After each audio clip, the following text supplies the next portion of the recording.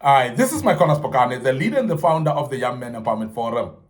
We are developing ordinary young men as extraordinary men of wisdom, integrity, and character. And we do this through kingdom principles, of course. And we are going to deal with a wonderful topic today. I want to speak about behaviors that make you a leader even before the title does. Because sometimes we are calling ourselves the leaders because of the title. And we want to speak about this because the title alone is not enough to make you a leader. And majority of the people rely on the title and they say, I am a leader because I've been appointed into leadership. But there are those people that are in titles and positions of leadership, but yet there are no leadership qualities. And that's what we want to speak about. Because what we are speaking about today is actually qualities of a leader that is not derived from the title. And this is what we're speaking about. And today I want to unpack on part one, and I'll deal about some two behaviors only, and we'll continue with this just as we unfold this week. Now, the first thing that I want us to look at that is a behavior that will actually make you a leader, even before the title does, is when you are taking ownership, when you start to take ownership. There are many people that call themselves leaders, but they cannot take ownership.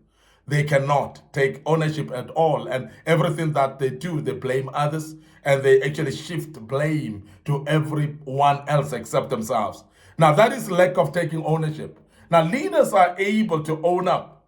Leaders are able to say, but this is me and this is my problem. And this is me who can handle it. And this was caused by me and so on. So they are able to take ownership.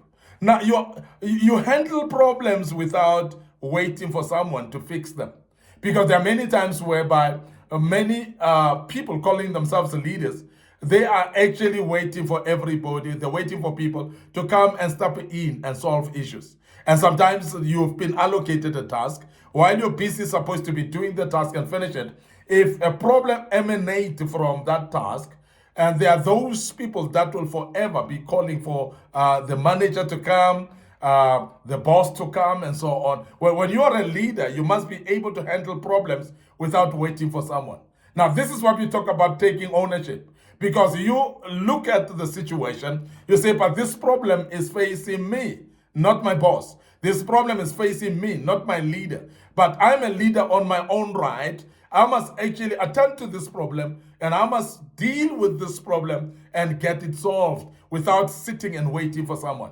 And as I said, people that are not responsible leaders and they are not taking ownership, everything else, they will actually point it to other people.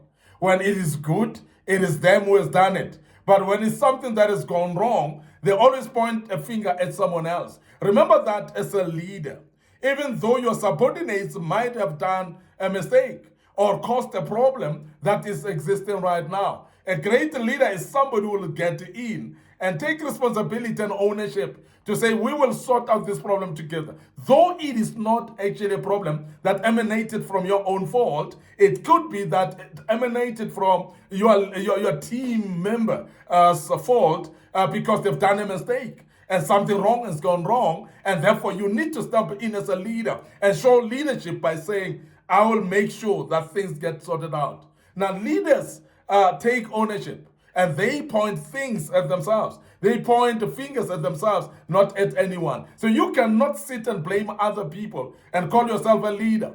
Even though whatever has happened is not caused by you, but as a leader, you must take responsibility.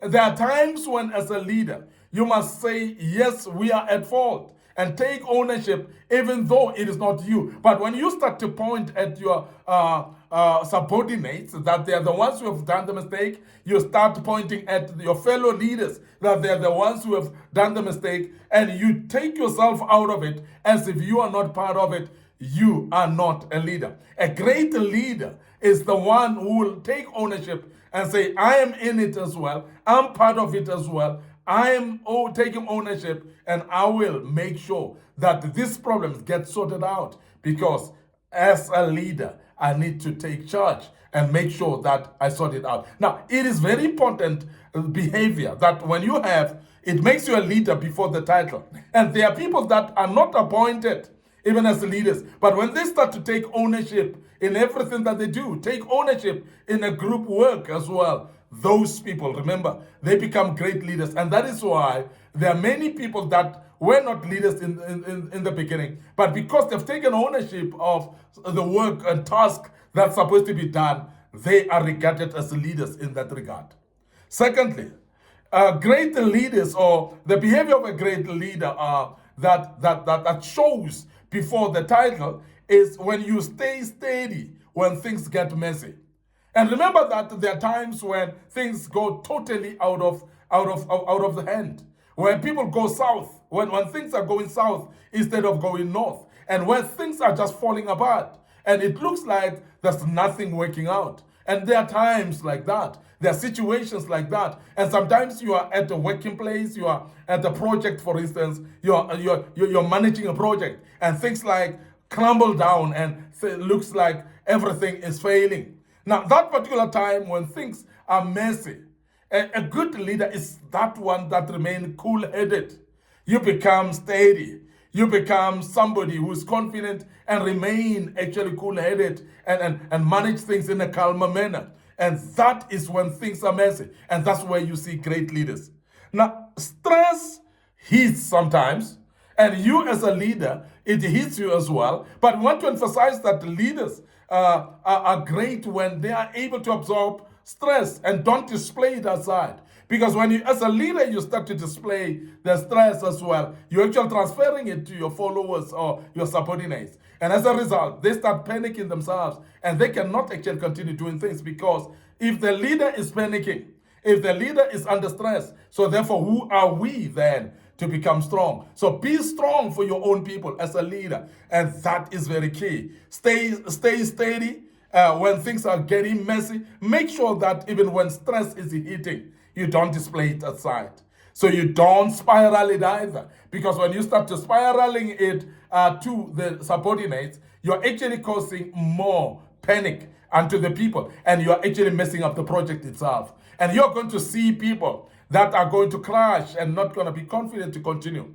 And great leaders, sometimes they keep quiet even when they see there's something that's going wayward, something that is going wrong, so that they can actually keep confident the team, so that the team can follow them and see, as long as our leader is cool-headed and is calm, that means things are still in control. And sometimes it's at the time when you really know as a leader that I'm not in control here, and things are not in control, things are losing shape here. But at that time, remain steady and be level-headed in that regard, because everybody else is looking at you as a leader. It's very key that leaders remain steady, and when things are getting messy, you become calm.